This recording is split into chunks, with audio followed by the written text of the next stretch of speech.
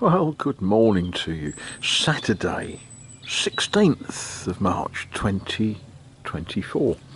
I'm up. I've had my second cup of tea. So we'll just have a little look and see what's happening here with these leeks that I planted. And as we'd expect, not a lot. But very pleasing that none seem to have disappeared. It is quite normal to plant lots of leeks and to have several just disappear. You know, whether it's worms or birds or whatever. So that's pleasing. We'll just have a look at the pot, show you a small person, but he's disappeared. Right, as expected, nothing. You know, they do not germinate overnight. That's one of the difficulties if you grow plants with children. You know, you'll find children will dig them up to see how they're getting on. There's a certain amount of patience, and they will take a few days before they show themselves.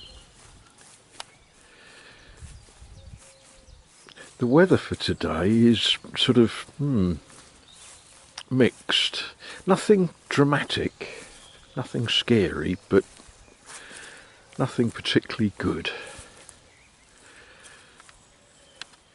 But things that are good, I just can't, I can believe it, but that's fantastic. An apricot tree with flowers on it, grown from a stone from an apricot that somebody gave me. I find that incredibly pleasing.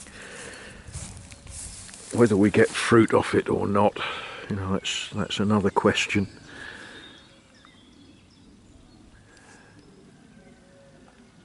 But it's one of those, you know, one of those silly sorts of things. When you've got this amount of space, there is absolutely no harm in doing some silly things like planting apricot stones.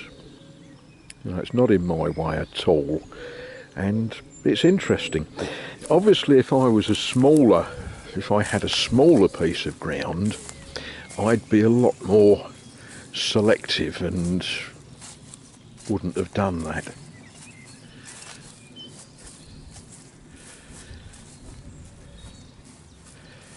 Now, where I had leeks left over from the little pots that I planted, I have pushed them in here, and again they all seem to be doing no, that's still there. None of them have disappeared. That's a good thing.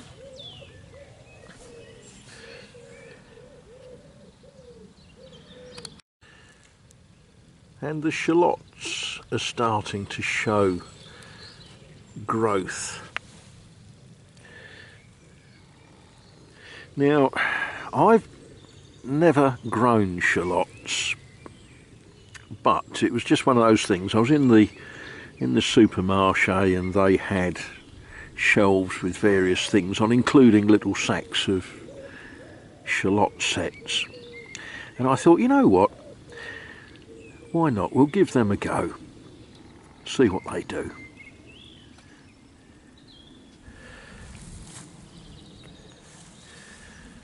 Gooseberries and flowers in the gooseberries. So that's a sort of promise that I might get some fruit. Might. Last year I showed you the garlic forest.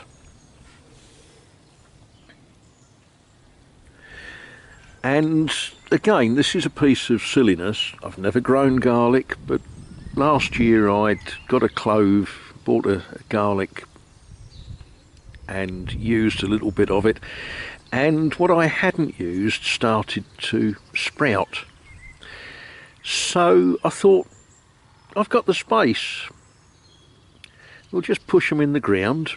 Who knows, they might give me some garlic. I'm not actually a great garlic user, but I guess if I've got it, I'll use it. Now, these odd leeks, these are left over from last year, and wisdom is that because they've been through a winter, this year they will throw up and produce flowers. That's if they survive that long. There's no reason for not eating them now. You know, the reason you don't eat them now is they're not very big, and there's a lot of work involved in getting very little result out of eating skinny little leeks like that. But the plant is always edible, so they might survive long enough to throw flowers, or they might go in potatoes sometime or another, but they didn't get thrown away. You know, I put them in the ground just to keep them over winter, spread them out a bit. They might get a bit bigger, they might not, they might get eaten. I might let them run up to flower. I might let a couple run up to flower just to show you, because they're actually quite a pretty flower when they open. And the onions are doing oniony sorts of things, but I can see that I need to get in here and get some weeds lifted. As crops start to develop, getting the weeds out from between them becomes more difficult, because instead of just digging the whole bed, you know, you've got to get in there and pull weeds individually, which is not fun,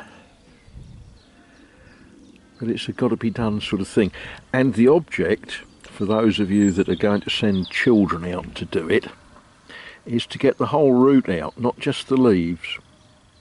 If you take the leaves off, it actually will cause the weed to grow a bit more vigorously, which obviously is not what you want. One of the horrors here is couch grass. I call it couch grass. That's not what they call it here. There's another name for it, and it spears roots. They will go under concrete paths, they will just appear all over the place. And when you manage, yeah, see, that wasn't a good move. When you manage to get them out, you get these great long roots.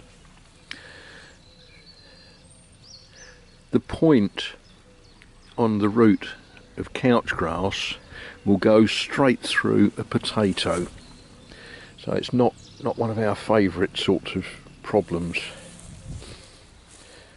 The red onions are catching up with the yellow ones.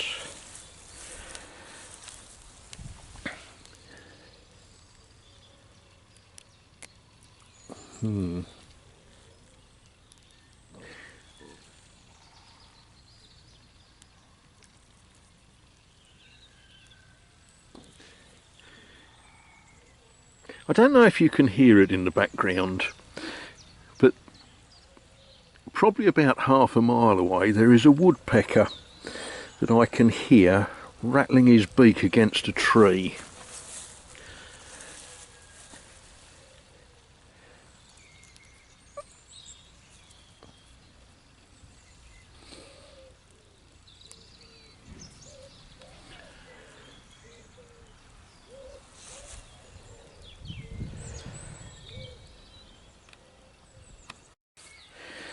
We've got strawberries doing strawberry sorts of things. These are some plants that I was given last year. They're runners that were taken off of strawberries in someone else's garden. And if you aren't careful with strawberries, they will take over the whole garden. You can see this one has already thrown a runner and has given me another strawberry. I expect some fruit off them back half of June, which will be nice. These other strawberries need me to get in amongst them and extract all of the weeds. Some of you will have that memory of childhood of gardening being nothing but removing weeds. Well, there's a lot more to it than removing weeds, but that is a large part of the joy of it.